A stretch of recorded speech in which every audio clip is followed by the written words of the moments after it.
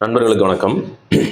இன்னைக்கு ஒரு முக்கியமான செய்தி பெரிய பரபரப்பாக பேசப்பட்டு இருக்கிறது என்னன்னு கேட்டீங்கன்னா, செங்கோட்டையன் அவர்கள் தன்னுடைய பதவியை ராஜினாமா பண்ணிட்டாரு அப்படின்னு சொல்லிட்டு. அவர் நினைத்த விஷயம் தவறு கிடையாது. அன்னைக்கு ஒரு விஷயம் சொல்லி கட்சியில் இருக்கவங்க எல்லாம் ஒன்றா சேர்க்கணும்னு சொல்லி ஒரு விஷயம் சொன்னார். அது தவறு கிடையாது. ஆனால் கெடு வச்சார் பார்த்தீங்களா 10 நாள். அதில் தான் எடப்பாடியார் அவர்கள் கொஞ்சம் கோவப்பட்டாரோ என்னமோ. ஏன்னா எடப்பாடி அவர்கள் முன்னாடி எனக்கே தெரியாதுங்க, பெருசாக எனக்கு தெரியாது. திடீர்னு ஒரு சிஎம்னாங்க. இன்னைக்கு வரைக்கும் அந்த தலைமை அந்த இடத்த தக்க வச்சிருக்கிறாருன்னா அது சாமர்த்தியமான ஒரு விஷயம், சின்ன விஷயம் கிடையாது. அப்பேற்பட்ட ஆளுகிட்ட நீங்கள் 10 நாளுக்குள்ள இதை பண்ணணும்னா சவால் விட்டால் அது எப்படி சாத்தியம் இல்லை. அது அவங்க ஈகோ தூண்டுற மாதிரி இருக்கும். அது மாதிரி நீங்கள் பண்ணிட்டீங்க. அதனால தான் உடனுக்குடனே உங்களை அடிப்படை உறுப்பினர் பதவியிலிருந்து கூட தூக்கிட்டாங்க.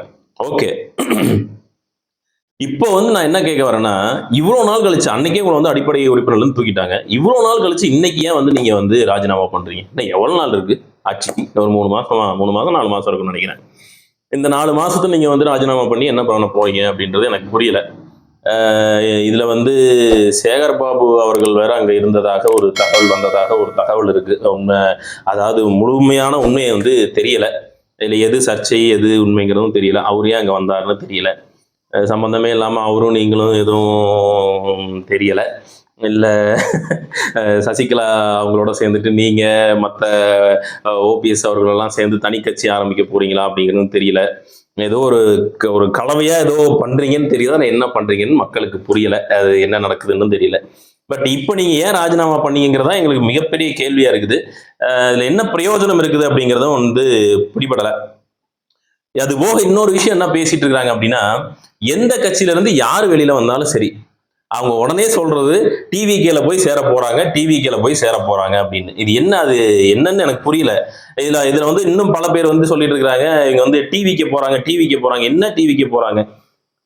கொஞ்சம் யோசிச்சு பாருங்களேன். அரசியல் வரலாற்று பாத்தீங்கன்னா, எம்ஜிஆருக்கு இருந்த அந்த மாஸ் இன்னைக்கு அவருக்கு இருக்கு. யாரு? தளபதி விஜய் அவர்களுக்கு இருக்குது. அன்னைக்கு அவர் கட்சி ஆரம்பிச்சப்போ எவ்வளோ பெரிய கூட்டம் கூடுச்சோ அதே கூட்டம் இவருக்கும் கூடுது. 2 வருஷத்துல இவ்வளோ பெரிய growth இவருக்கு கிடைச்சிருக்கு. எம்ஜிஆருக்கு அப்புறம் இவருக்கு தான் கிடைச்சிருக்கு. சரிங்களா? திமுக ஆரம்பிச்ச காலத்திலயோ அதிமுக ஆரம்பிச்ச காலத்திலயோ ஆரம்பிக்கும் போதே அந்த growth இல்லை. ஆனா எம்ஜிஆர் ஆரம்பிச்ச காலத்துல அது இருந்தது, அவருக்கு இருந்தது. அதே அளவுக்கு விஜய் அவர்களுக்கு இருக்கு. அவர் சும்மா நீங்க தற்கொலைன்னு சொன்னதுக்கு அதுக்கும் பதில் சொல்லிட்டாரு. விஜய் அவர்களே பதில் சொல்லிட்டாரு காஞ்சிபுரத்தில் வச்சுட்டு. இப்போ டிவிக்கு போறேன் இது என்னது? ஒரு லாஜிக் இல்லாம, விஜய் அவர்கள் சொன்ன மாதிரி லாஜிக்கே இல்லாம பேசுற மாதிரி, ஒரு கூறுவாரே இல்லாம ஏதோ ஒன்று சொல்லணும் அவங்கள அப்படிங்கிற மாதிரி பேசிட்டு இருக்காங்க. பட் இது இதுன்னு நமக்கு புரியல. ஆனா கண்டிப்பா அவங்க டிவிக்கு ஜெயிக்குமா அந்த டைம் 2026 அப்படின்னு கேட்டா கண்டிப்பா அதுக்கான வாய்ப்பு ரொம்ப ரொம்ப குறைவு தான். ஆனா பெரிய டாமினேட் கட்சியா கண்டிப்பா நிற்பாங்க. எதிர்கட்சியா வர்றதுக்கு வாய்ப்புகள் இருக்குது. அதே மாதிரி பெருசா ஒரு ஓட்டு பிரிக்கிறதுல பெரிய வேலை விஜய் அவர்கள் பார்த்துருவாரு.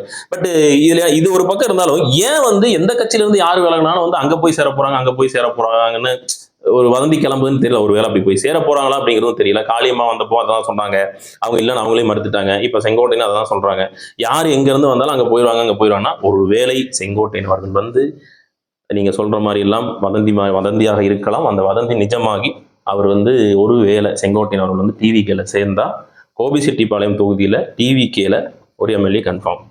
அது யாராலையும் மாற்ற முடியாது. சரிங்களா? ஏடிஎம்கே சைட்லேருந்து வேற கேண்டிடேட் நிப்பாட்டி வச்சிருந்தாலும் நிப்பாட்டினா கூட 26ல், பட் கண்டிப்பா அவர் தான் செங்கோட்டையன் அவர்கள் தான் கோபிச்செட்டிப்பாளையம் தொகுதியில் ஜெயிப்பாரு. அவர் டிவிகேல போனா டிவிகேல இருந்து ஒரு எம்எல்ஏ இங்க இப்பவே கன்ஃபார்ம் சேர்ந்துட்டாருனா. பட் என்ன நடக்க போகுது அப்படிங்கிறது தெரியல. பட் இவர் எதுக்கு இப்போ ராஜினாமா பண்ணாருங்கிறது புரியல. ஒரு பரபரப்பான ஒரு அரசியல் சூழலை உருவாக்கிட்டே இருக்கிறாங்க. இந்த நாள் போக போக போக போக இன்னும் பரபரப்பா இருக்கு. என்னென்ன மேஜிக் நடக்க போகுதுன்னு தெரியல. யார் எங்க போய் சேர போறா, என்ன ஆக போகுது, எங்க அடி கொடுக்க போகுது எதுவுமே தெரியாதுங்க. அதாவது 2026 அரசியல் யாரு ஜெயிக்க போறாங்கிறத தாண்டி நம்ம எல்லாருடைய வாழ்க்கையும் 26லயாவது மாறுமா அப்படிங்கிறதா ஒரு கேள்விக்குறியா இருக்குது. கேமராமேன் இல்லைன்னு தலையாட்டிட்டார்.